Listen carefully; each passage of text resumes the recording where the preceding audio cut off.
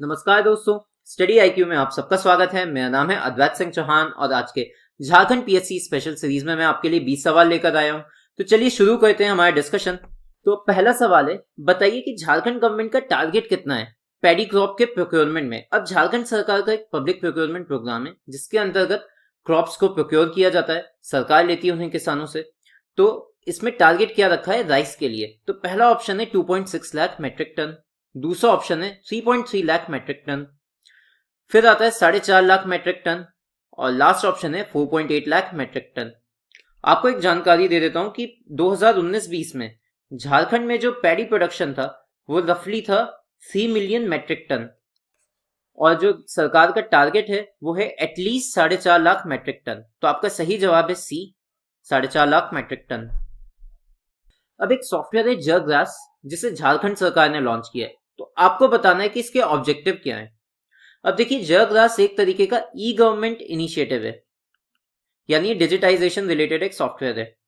अब चलिए डिस्कस करते हैं बाकी ऑप्शंस क्या है। तो पहला ऑप्शन है ट्रांसपेरेंसी इंश्योर करना, फ्री में जो चारा डिस्ट्रीब्यूट किया जाता है मवेशियों को उसके लिए। दूसरा ऑप्शन है फैसिलिटेट करना कि टैक्स और नॉन टैक्स रेवेन्यू थोड़ा अच्छे से कलेक्ट हो जाए। तीसरा ऑप्शन है ट्रांसपेरेंसी इंश्योर करना एनवायरमेंट इंपैक्ट असेसमेंट रिलेटेड। और चौथा ऑप्शन है नन ऑफ दीज। अब देखिए, इसका सही जवाब है बी, यानी फैसिलिटेट करना collection of tax and non tax revenues. अब जो जग्रास एक सॉफ्टवेयर है ये बेसिकली इंटीग्रेटेड फाइनेंस मैनेजमेंट से रिलेटेड है। अब ये फाइनेंस मैनेजमेंट से रिलेटेड है, मतलब ये टैक्स और नॉन टैक्स रेवेन्यू से डील करेगा। तो अगर आपको ये भी जानकारी भी याद है कि ये फाइनेंस मैनेजमेंट से इन्वॉल्व है, उससे एसोसिएटेड है, तो आप इस ऑप्शन को कर सकते हैं चूज। अब थोड़ी सी जानकारी, तो इसका फुल फॉर्म है Jharkhand online government receipt accounting system और ई गवर्नेंस इनिशिएटिव है, जैसा मैंने आपको बताया था। मिशन मोड प्रोजेक्ट है और इंटीग्रेटेड फाइनेंशियल मैनेजमेंट सिस्टम का ये पार्ट है। तो ये इंपॉर्टेंट चीज है यहाँ पर कि ये पार्ट है इंटीग्रेटेड फाइनेंशियल मैनेजमेंट सिस्टम की, और ये फैसिलिटेट करेगा collection of tax and non tax revenue, दोनों ऑनलाइन मोड से as well as manual mode से भी। तो यानी नॉन ऑनलाइन मोड यानी मैनुअल मोड भी ये फैसिलिटेट करता है, तो इसे भी आप याद रखें, ये काफी इंपॉर्टेंट है सॉफ्टवेयर, तो इस पे आप जरूर ध्यान दीजिएगा। और एक और खास बात, अभी कोविड को लेके भी ना बहुत सारी एप्स लॉन्च की है गवर्नमेंट ने, काफी सारे प्रोग्राम्स थे, कुछ डिजिटल इनिशिएटिव्स थे, तो उन पे जरूर से आप लोग नजर रखिएगा। अब थर्ड क्वेश्चन है, बताइए कि इनमें से कितने शहर हैं जिन्हें यूनियन पावर मिनिस्ट्री ने सैंक्शन किया है कि उन्हें अपग्रेड किया जाएगा सोलर सिटी के रूप में झारखंड में। तो पहला ऑप्शन है 1, दूसरा ऑप्शन है 3, फिर है 5 और लास्ट ऑप्शन है 7। देखिए, इसका सही जवाब तो है 1, यानी सिर्फ एक शहर को ही चूज किया गया है सोलर सिटी के रूप में कन्वर्ट करने के लिए। अब सोलर सिटी के बारे में आपको बता दूं मैं, तो देखिए इसका फोकस एरिया है सोलर पावर जनरेशन पे, और इसका फोकस ये है कि हर घर में सोलर रूफटॉप इंस्टॉलेशन हो। तो यानी वो जो सिटी रहे वो सेल्फ सस्टेनेबल रहे, सोलर पावर जनरेशन वहां पे हो और रिन्यूएबल एनर्जी पे फोकस रहे, और तो और एनर्जी वेस्टेज भी काफी कम रहे। तो झारखंड से एक ही शहर को चूज किया गया था, और इसको सिलेक्ट किस बेसिस पे किया, तो देखिए क्राइटेरिया है उसका पॉपुलेशन, वहां की पोटेंशियल कितनी है, पावर जनरेशन कितना हो सकता है, और कितना उसने कमिटमेंट किया है रिन्यूएबल एनर्जी को लेके और एनर्जी कंजर्वेशन को लेके, और इस डायरेक्शन में क्या इनिशिएटिव्स ऑलरेडी लिए गए हैं सिटी काउंसिल के द्वारा या एडमिनिस्ट्रेशन के द्वारा या पब्लिक के द्वारा रिन्यूएबल एनर्जी को प्रमोट करने के लिए और उसे कंजर्व करने के लिए। और साथ ही साथ रेगुलेटरी मेजर्स भी क्या है, वहां पे रेगुलेटरी प्रोविजंस हैं कि नहीं है, इन चीजों को भी देखा गया था विथ रिस्पेक्ट टू टेक्नोलॉजी, और कितने वो रिसोर्सेज भी कमिट कर सकते हैं। तो यही सारे फोकस एरिया थे जिसके अंतर्गत सिटी को चूज किया गया, और झारखंड से सिर्फ एक शहर चूज किया है इस प्रोग्राम के अंदर। और आप ये जानकारी जरूर याद रखिएगा कि इसमें फोकस है रूफटॉप सोलर पावर जनरेशन पे। तो अगला सवाल है, बताइए इनमें से किस व्यक्ति को चुना गया है ideal young MLA by the 8th Indian students parliament, जो कि हाल फिलहाल में पुणे में ऑर्गेनाइज हुई थी, और ये झारखंड के ही एमएलए हैं। तो पहला ऑप्शन है सुदेश महतो, दूसरा ऑप्शन है विकास कुमार मुंडा, थर्ड ऑप्शन है अंबा प्रसाद और लास्ट है नन ऑफ द अबव। देखिए, इसका सही जवाब है बी, यानी विकास कुमार मुंडा को चूज किया गया था आइडियल यंग एमएलए, और इनकी कॉन्स्टिट्युएंसी जो है उसका नाम है तामड़। ये तामड़ लेजिस्लेटिव असेंबली सीट से चुने गए थे, और ये झारखंड मुक्ति मोर्चा के एमएलए हैं, ये 35 वर्ष के हैं। तो आप ये याद रखिएगा इनका नाम और ये कौन सी असेंबली से चुने गए थे, यानी तामड़। अभी रिसेंटली गांव चले प्रोग्राम लॉन्च किया गया है झारखंड सरकार के द्वारा। तो आपको यह बताना है कि यह प्रोग्राम किस चीज से एसोसिएटेड है।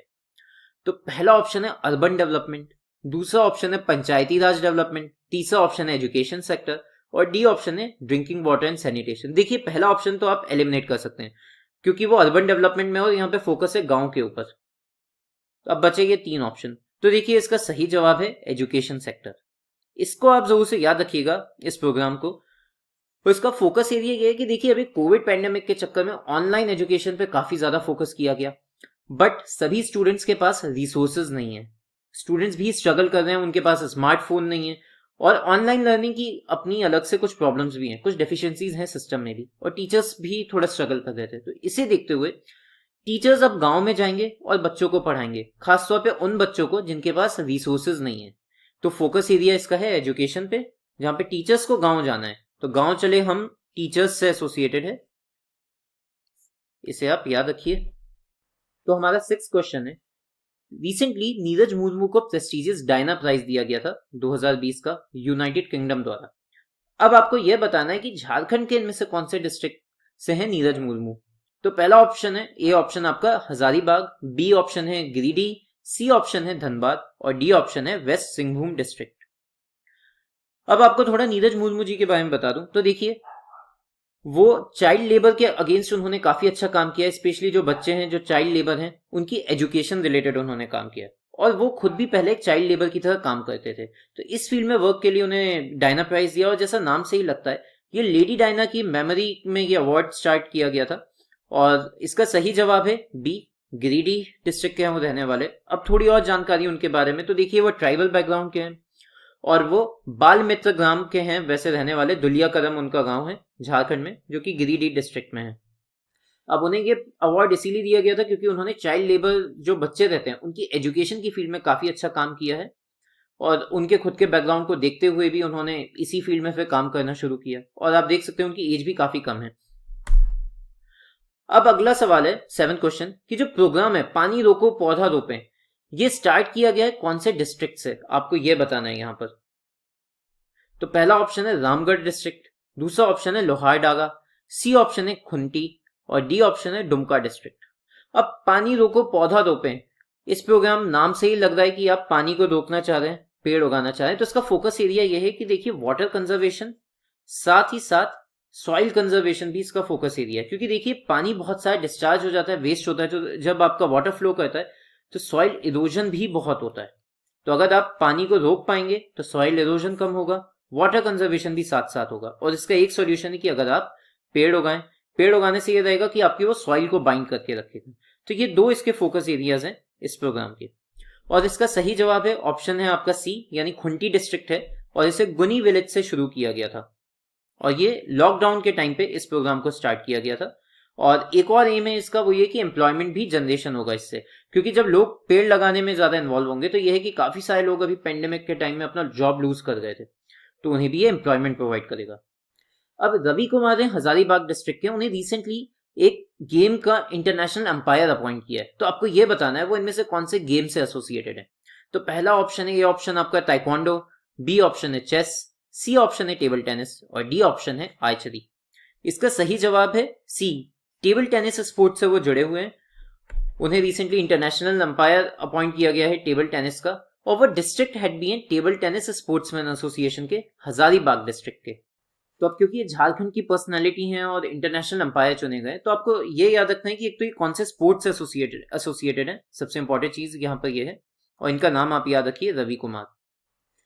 नई जिंदगी नई पाठशाला एक शॉर्ट मूवी है जो रिसेंटली बनाई गई थी, और उसमें आपको यह बताना है कि कौन से डिस्ट्रिक्ट एडमिनिस्ट्रेशन ने काफी ज्यादा सपोर्ट किया था। झारखंड का एक डिस्ट्रिक्ट है, वहां के एडमिनिस्ट्रेशन के सपोर्ट से फिल्म बनी थी। तो पहला ऑप्शन है जामताड़ा, बी ऑप्शन है देवघर, सी ऑप्शन है गुमला और डी ऑप्शन है वेस्ट सिंहभूम। तो इसका सही जवाब है डी, यानी वेस्ट सिंहभूम डिस्ट्रिक्ट जो है, वहां के डिस्ट्रिक्ट एडमिनिस्ट्रेशन ने काफी ज्यादा मदद की थी इस फिल्म के बनाने में। और इस फिल्म का जो एम है, टारगेट है, वो ये कि कोविड पेंडेमिक के बारे में अवेयरनेस जनरेट करना और बताना कि क्या बीमारी है, इससे क्या क्या नुकसान हो सकते हैं, ये सारी चीजें ये मूवी बताती है। और इसके डायरेक्टर हैं और जो राइटर हैं वो हैं जितेंद्र जोशी। तो आप ये नाम याद रखिए, जितेंद्र जोशी इस फिल्म से जुड़े हुए हैं। और जामताड़ा से एसोसिएटेड एक और टीवी सीरीज थी रिसेंटली नेटफ्लिक्स पे आई थी, वो भी झारखंड के ऊपर सेट है। जो फिशिंग स्कैम होता था झारखंड में, उस पे बनी थी ये टीवी सीरीज। तो आप इसे भी याद रखिएगा कि इसी नाम से एक नेटफ्लिक्स की सीरीज भी है, क्योंकि झारखंड में कई बार ये क्वेश्चन ऐसे पूछ लेते हैं कि कौन सी मूवी, कौन सी सीरीज आपकी झारखंड की पृष्ठभूमि पे सेट है। अब 10th क्वेश्चन है, ये निम्नलिखित व्यक्तियों में से आपको बताना है कि किसे अपॉइंट किया गया है वेस्टलैंड डेवलपमेंट बोर्ड में झारखंड के। तो पहला ऑप्शन है ए.के. रस्तोगी, बी ऑप्शन है मुकेश कुमार, सी ऑप्शन है कृपानंद झा और डी ऑप्शन है आपका शैलेश कुमार चौरसिया। तो इसका सही जवाब है ए ऑप्शन, ए.के. रस्तोगी जी को अपॉइंट किया गया है वेस्टलैंड डेवलपमेंट बोर्ड में। और जो वेस्टलैंड डेवलपमेंट बोर्ड है यह झारखंड के डिपार्टमेंट ऑफ एनवायरमेंट और फॉरेस्ट का पार्ट है, यह उसके अंडर आता है। तो आप ये भी याद रखिए कि wasteland development board environment and forest department के अंदर आता है यहाँ पर। अब 10th junior hockey women championship propose की गई है, कहां पे ऑर्गेनाइज होगी वो? हॉकी इंडिया ने कौन से शहर में इनमें से बताइए प्रपोज किया गया है? देखिए 10th 11th एंड 12th ये जो तीनों हॉकी चैंपियनशिप है ये झारखंड में ऑर्गेनाइज होनी है। तो झारखंड का ही एक शहर है और चारों झारखंड के शहर हैं। तो आप बताइए, पहला ऑप्शन है आपका ए रांची, बी ऑप्शन है हजारीबाग, सी ऑप्शन है बोकारो और डी ऑप्शन है सिमडेगा। देखिए इन चारों शहरों में हॉकी से सबसे ज्यादा कौन सा एसोसिएटेड रहता है या न्यूज में रहता है कहीं ना कहीं हॉकी रिलेटेड, तो वो है रांची। तो इसका सही जवाब भी है आपका रांची। और यहां पर आप ऐसा गेस भी मार सकते हैं क्योंकि रांची में फैसिलिटी है हॉकी रिलेटेड, तो गेस के थ्रू भी ये क्वेश्चन आपका सॉल्व किया जा सकता है। अब आपको बताना है कि इनमें से कौन से कवि को विश्वंभर मैथिली लिटरेचर अवार्ड 2020 से नवाजा गया है। तो पहला ऑप्शन है ललित नारायण मिश्रा, बी ऑप्शन है कीर्ति नारायण मिश्रा, सी ऑप्शन है घासीराम महली और डी ऑप्शन है लाको बद्रा। इसका सही जवाब है बी ऑप्शन है, कीर्ति नारायण मिश्रा जी को नवाजा गया था विश्वंभर मैथिली लिटरेचर अवार्ड से। और इस अवार्ड को Vishwambhar Maithili literature foundation trust देती है, रांची बेस्ड ट्रस्ट है ये। तो आप ये याद रखिएगा कि कौन सी ट्रस्ट देती है ये, और ये बिहार के हैं, बेगूसराय के। अब इंडिया का पहला national institute of advance manufacturing बताइए इनमें से कौन से शहर में सेटअप किया जाएगा। तो आपका ए ऑप्शन है रांची, बी ऑप्शन है जमशेदपुर, सी ऑप्शन है रायपुर, डी ऑप्शन है गांधीनगर। अब हमारा 13 क्वेश्चन है कि इंडिया का पहला national institute of advance manufacturing कहां पर सेट होगा, इनमें से कौन से शहर में सेट होगा वो? तो ए ऑप्शन है रांची, बी ऑप्शन है जमशेदपुर, सी ऑप्शन है रायपुर और डी ऑप्शन है गांधीनगर। आपको एक हिंट दे देता हूं यहां पर कि ये जो इंस्टीट्यूट है ये अपग्रेड किया जा रहा है बेसिकली, और जो इंस्टीट्यूट है जिसे अपग्रेड किया जा रहा है वो इंस्टीट्यूट है फाउंड्री एंड फॉर्ज टेक्नोलॉजी से एसोसिएटेड। तो अगर आपको जरा सा भी याद है कि फाउंड्री का इंस्टीट्यूट कहां पर है, इनमें से कौन से शहर में, तो आप ये क्वेश्चन बना सकते हैं। तो इसका सही जवाब है ए रांची। रांची में लोकेटेड है national institute of foundry and forge technology. इसी को अपग्रेड करके बनाया जा रहा है एडवांस मैन्युफैक्चरिंग का नेशनल इंस्टीट्यूट। और क्योंकि ये इंडिया का पहला है तो इसलिए आप ध्यान रखिएगा, ये काफी इंपॉर्टेंट हो जाता है। और ये रांची में है, इसका नाम आप याद रखिएगा। और ये इंस्टीट्यूट रिसर्च कंडक्ट करेगा सुपर क्रिटिकल टेक्नोलॉजीज में मैन्युफैक्चरिंग। अब देखिए जैसे कि इंडस्ट्रियल रेवोल्यूशन 4.0 आजकल काफी ज्यादा न्यूज में रहता है, तो मैन्युफैक्चरिंग में इसलिए काफी रिसर्च करने की जरूरत है कि कैसे टेक्नोलॉजी इवॉल्व कर रही है, तो इसलिए ये इंस्टीट्यूट काफी इंपॉर्टेंट भी है। अब 14 क्वेश्चन है, तो बीएसएनएल ने रिसेंटली अनाउंस किया है एयर फाइबर सर्विस। तो बताइए उसने ये कौन से शहर में सबसे पहले स्टार्ट की? झारखंड की। तो ए ऑप्शन है बोकारो, बी ऑप्शन है धनबाद, सी ऑप्शन है दुमका और डी ऑप्शन है रांची। अब एयर फाइबर सर्विस के बारे में आपको बता दूं मैं, तो ये एक वायरलेस कनेक्टिविटी प्रोग्राम है बीएसएनएल द्वारा। तो आप ये जानकारी याद रखिएगा कि एयर फाइबर एक तो बीएसएनएल का प्रोग्राम स्टार्ट हो रहा है और ये वायरलेस कनेक्टिविटी से एसोसिएटेड है। और इसका सही जवाब है यहाँ पे रांची। रांची में ये सर्विस स्टार्ट होने जा रही है बीएसएनएल के द्वारा। और ये डिजिटल इंडिया इनिशिएटिव का भी एक पार्ट है, क्योंकि एयर फाइबर की मदद से और ज्यादा तेजी से आपको डिजिटल सर्विसेज मिल पाएंगी, शहर में हाई स्पीड इंटरनेट आपको मिलेगा। तो ये भी आप याद रखिए कि एयर फाइबर का फायदा क्या होगा आपको, high speed internet service, digital services और इजीली मिल सकती हैं। अब 15th क्वेश्चन है, एक काफी फेमस पर्सनालिटी है झारखंड की, श्री धर्मराज रॉय। उनका रिसेंटली निधन हो गया था। तो आपको बताइए कि वो इनमें से कौन सी फील्ड से एसोसिएटेड थे? क्या वो फॉर्मर एमएलए और पॉलिटिशियन थे, या human rights and Dalit rights activist, या एक फेमस जर्नलिस्ट, या फिर D option none of the above? तो देखिए इसका सही जवाब है सी। वो एक वेल नोन जर्नलिस्ट थे। उन्होंने रांची एक्सप्रेस और हिंदुस्तान जैसे न्यूज़पेपर के लिए भी काम किया था। तो ये जानकारी आप याद रखिएगा, क्योंकि करंट रिलेटेड ये सवाल आपसे पूछा जा सकता है, क्योंकि झारखंड की काफी फेमस पर्सनालिटी थे वो। और इनके न्यूज़पेपर भी आप याद रखिएगा कि हिंदुस्तान और रांची एक्सप्रेस। अब आपको ये बताना है कि इनमें से कौन सी यूनिवर्सिटी है झारखंड की, ये पहली यूनिवर्सिटी बनी है जो स्टूडेंट्स को एक्सीडेंटल रोड इंश्योरेंस प्रोवाइड कर रही है, यानी कि अगर रोड एक्सीडेंट हो रहा है तो उस केस में इंश्योरेंस प्रोवाइड कर रही है अपने सभी स्टूडेंट्स को। तो पहला ऑप्शन है रांची यूनिवर्सिटी, दूसरा ऑप्शन है Birsa agriculture university, C option है विनोबा भावे यूनिवर्सिटी हजारीबाग, और डी ऑप्शन है नन ऑफ दी अबव। तो इसका सही जवाब है रांची यूनिवर्सिटी।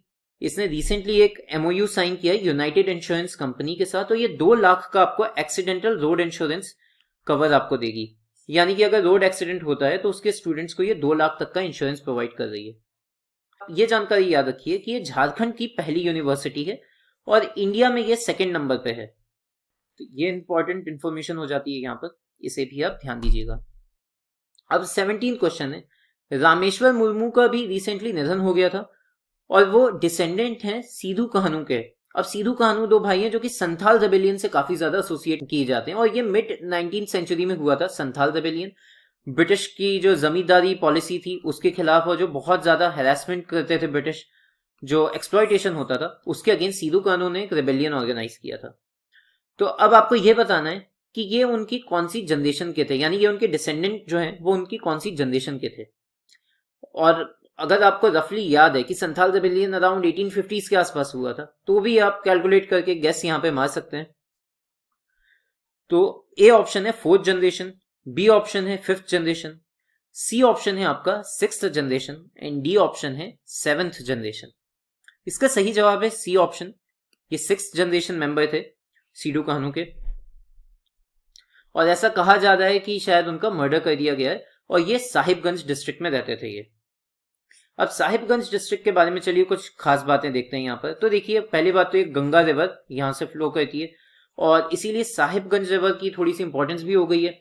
जो नेशनल वाटरवे है वहां पे एक मल्टी मॉडल पार्क भी कहा जा रहा है कि प्रपोज किया जा रहा है साहिबगंज में। तो साहिबगंज में मल्टी मॉडल पार्क भी ऐसा प्रपोज किया जा रहा है, river connectivity related national waterway को डेवलप किया जा रहा है साहिबगंज में।